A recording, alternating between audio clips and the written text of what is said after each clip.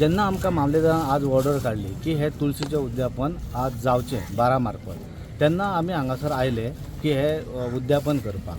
तेन्ना आमकां दोन पार्टींनी ऑपोजिशन हाडलें की हे तुमकां करपाक मेळचें ना, कित्याक हेज्या बरोबर आमी पुजा करतली म्हणून आमचे तांकां सामकेच विरोध आसलो.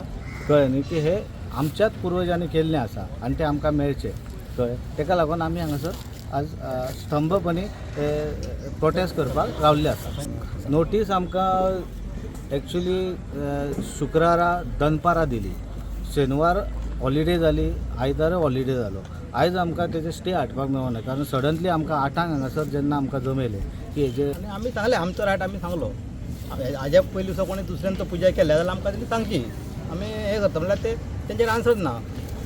मामलेदारूय तेंचेर एविडन्स आहा अशें म्हणटा, पण एविडन्स आमकां दाखयना. आमकां जर करपाक दिना जाल्यार आमी हेचेर प्रोटेस्ट करचो म्हणून आनी हेका सगळे जाण आमी सहमत जाले. हय मरे.